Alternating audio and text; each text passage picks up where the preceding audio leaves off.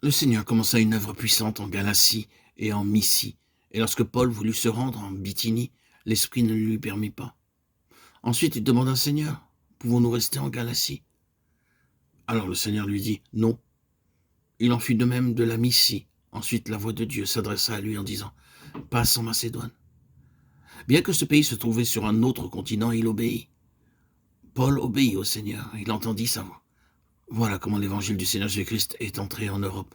Saül et ceux qui l'accompagnaient entendirent cette voix, ils obéirent, et lorsqu'il eut des troubles, selon Actes 16, 19, quel privilège fut leur de souffrir pour son nom. Lorsque vous serez confronté avec des difficultés ou des peines, ou que vous aurez des ennemis au bureau ou dans votre voisinage, alors vous entendrez la voix de bonheur le matin ou à midi vous dire « Ne crains point, je suis avec toi ».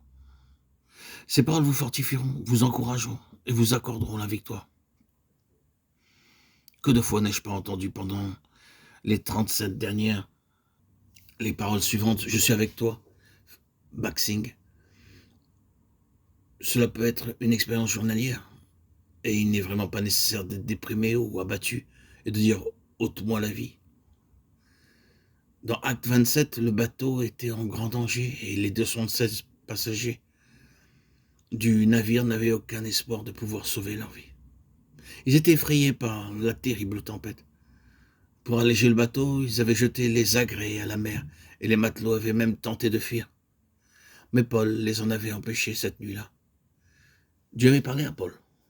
Paul, ne crains point, il faut que tu comparaisses devant César et voici, Dieu t'a donné tous ceux qui naviguent avec toi. Cette voix de Dieu produisit la foi.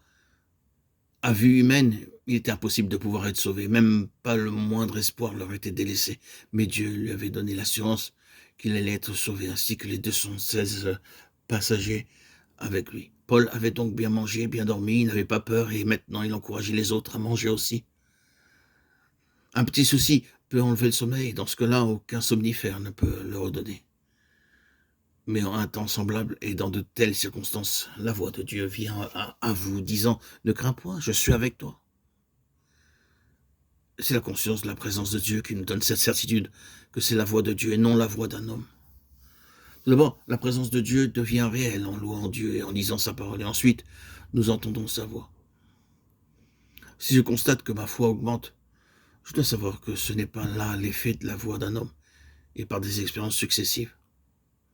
Nous en arrivons à reconnaître toujours plus promptement sa voix.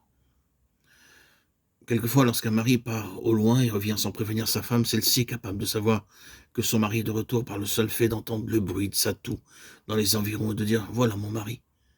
Mais où est-il? Quelqu'un pourrait-il lui demander.